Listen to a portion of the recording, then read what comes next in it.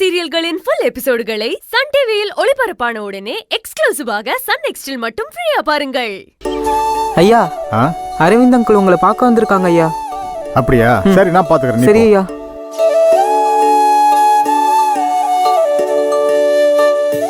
ஐயா வணக்கம் ஐயா. அரவிந்த், நல்லா இருப்பா, நல்லா இருப்பா. நீ மகராசனா இருப்ப. கூட வந்தவங்களா? ஆமாங்க ஐயா. பொடிய வந்து சொன்னான், நீங்க எல்லாரும் எங்க ஆசிரமத்துக்கு வந்ததுல ரொம்ப சந்தோஷம். எங்களுக்கும் ரொம்ப சந்தோஷம் ஐயா. ஆமாங்க ஐயா, அரவிந்தோட அறிமுகம் கிடைச்சது, அவர் மூலமா இந்த ஆசிரமம் எங்களுக்கு அறிமுகமானது, எல்லாமே ரொம்ப ஹாப்பியான மூமெண்ட்ஸ் தான். எங்க அரவிந்த் கூட பழகிற எல்லாருமே அப்படித்தான் சொல்லுவாங்க. தங்கமான பையன். சின்ன வயசுல இருந்தே இவன் எனக்கு தெரியும். எங்க ஆசிரமத்துல எல்லாருக்கும் பிடிச்ச ஒரே ஆளுன்னா அது அரவிந்த் தான். ஆமா, என்ன இங்க நிறைய பேருக்கு பிடிக்காது. ஐயா என்ன அப்படி சொல்லிட்டீங்க? அப்படிலாம் கிடையாதுங்க ஐயா. இல்ல இல்ல, நான் கொஞ்சம் கண்டிப்பான பேர்வழி, அதனால எல்லாருக்கும் பிடிக்காதுதான். ஆனா அரவிந்த் எல்லார்கிட்டையும் அவங்களுக்கு ஏத்த மாதிரி பேசி அவங்க கிட்ட பழகிடுவான். இது ரொம்ப கரெக்டுங்க ஐயா. ஆமாங்க, என்ன மாதிரி ஒரு கேரக்டரையே கொஞ்சம் சாஃப்டா மாத்திட்டாருன்னா சும்மாவா? டாக்டருக்கு படிக்கணும்னு சின்ன வயசுல இருந்தே சொல்லிட்டு இருப்பான். நானும் நல்லா படிடா, டாக்டர் ஆயிடலான்னு சொல்லுவேன். இருந்தாலும் அதுக்கு நிறைய செலவாகும். உனக்கு எப்படிடா நடக்கும்னு மனசுக்குள்ள நினைச்சுக்குவேன். சும்மா சொல்லக்கூடாது. முழு மூச்சா படிச்சு பெருசா செலவு இல்லாம படிச்சு முடிச்சு டாக்டர் ஆகி இவன் ஆசைப்பட்ட மாதிரியே இன்னைக்கு நிறைய பேருக்கு சேவை செஞ்சுட்டு இருக்கான். எல்லாம் உங்க ஆசீர்வாதம் தான் ஐயா. இப்படி வேற சொல்லிக்குவான். கல்யாணத்தை இங்க நடத்தணும்னு ஆசைப்பட்டதா அரவிந்த் சொன்னான். என்னோட இத்தனை வருஷ ஆசிரம வாழ்க்கையில இதுவரைக்கும் யாரும் இப்படி வந்து கேட்டதில்லை. ரொம்ப ஆச்சரியமா இருந்துச்சு. ஒருவேளை சோறு போடணுங்கிறதோட நிறுத்திக்காம எங்களையும் உங்க வீட்டு ஃபங்க்ஷன்ல சேர்த்துக்கணும்னு நினைக்கிறீங்க பாருங்க, அது ரொம்ப பெரிய மனசு. எங்க ஆசிரமத்தை பாருங்க, எந்த இடத்தை எதுக்கு யூஸ் பண்ணிக்கலான்னு நீங்களே முடிவு பண்ணிக்கங்க. வாங்கய்யா. நீங்க பாருங்க, எனக்கு ஒரு சின்ன வேலை இருக்கு, நான் கிளம்புறேன். சரிங்க வாதி.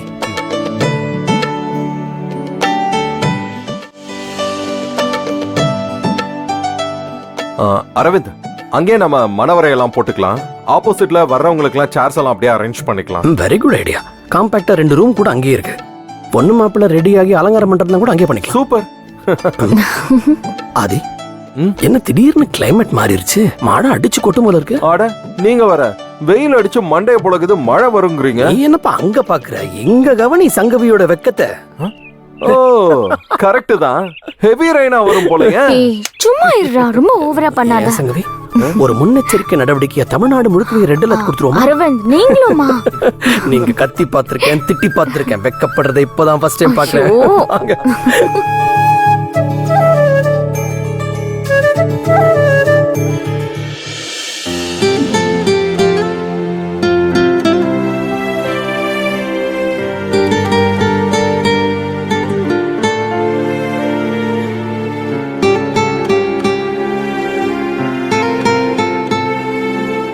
அம்மாடி, எங்க அரவிந்த் தம்பி கூட வந்திருக்கியாம்மா?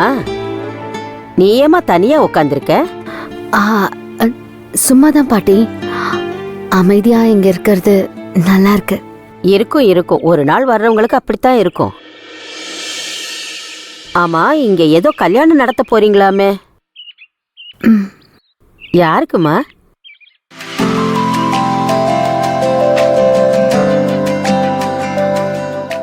ஓ, அந்த புள்ளைக்கா? சரி சரி, புள்ள நல்லா கலகலன்னு தான் இருக்கா. மாப்பிள்ள? கல்யாண மாப்பிள்ள இன்னும் வரலையா? வந்திருக்கானா?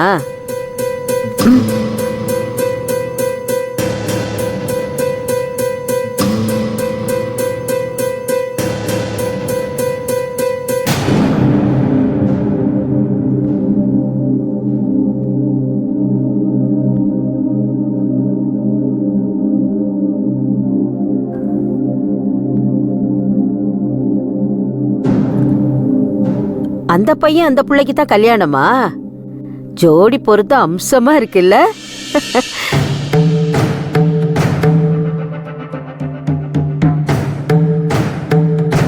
ஓம் புருஷன் வரலையாமா? ஏமா ஓம் புருஷன் வரலையா? ஆ வந்திருக்காரு. எங்க? ஆ, இப்போ என்ன கேட்டீங்க? ஓம் புருஷன் எங்கன்னு கேட்டேம்மா. இல்ல, அவரு அவரு போயிட்டாரு. உன்னை விட்டுட்டு போயிட்டாரா? சீக்கிரமா போயிருவான். போயிருவானா? வந்துருவான்னு சொல்லு. இந்த காலத்து பிள்ளைங்கெல்லாம் புருஷனை அவன் இவன்னு பேசியே பழகிட்டீங்க. பொண்ணு மாப்பிள்ள உனக்கு யாருமா? ஃப்ரெண்ட்ஸ் பாட்டி. உன் ஃப்ரெண்ட்ஸுங்களுக்கு பெரிய மனசுமா.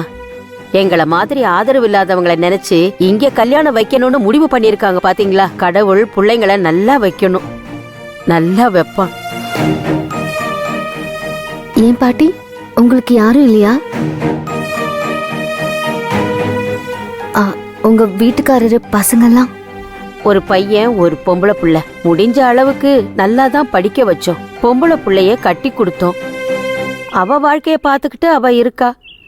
பையனுக்கு கல்யாணம் முடிச்சு வச்சோம். அவங்க வாழ்க்கைய அவங்க பாத்துக்கிட்டு இருக்காங்க. என் புருஷன் இருந்த வரைக்கும் என்ன ராணி மாதிரி வச்சிருந்தாரு. அவர் என்னைக்கு போனாரோ, ஒருவேளை சாப்பாட்டுக்கு வழி இல்லாம தெருவுல நின்ன. அக்கம் பக்கத்துல உள்ளவங்க இங்க கொண்டு வந்து சேர்த்து விட்டாங்க. அழாதீங்க பாட்டி, உங்களுக்கு தான் இங்க நிறைய பேர் ஆதரவா இருக்காங்களே. இருக்காங்கம்மா. சாப்பாடு துணிமணிக்கெல்லாம் எந்த குறையும் இல்ல. 1000 தான் சொல்லு. நமக்குன்னு ஒரு துணை இல்லைங்கிறப்போ அதை இழந்த பிறகுதானே தெரியுது.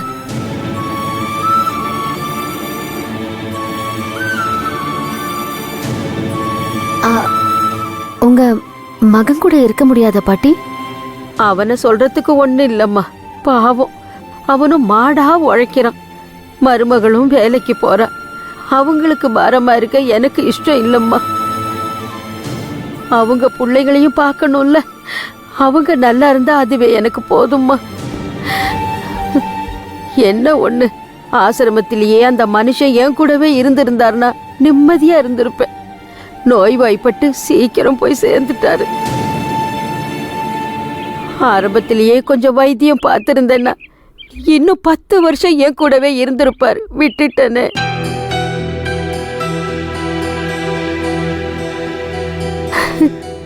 இப்ப சொல்லி என்ன ஆக போகுது? புருஷன் பொண்டாட்டி ஒருத்தருக்கு ஒருத்தர் ஆதரவா அன்பா இருந்துக்குங்க.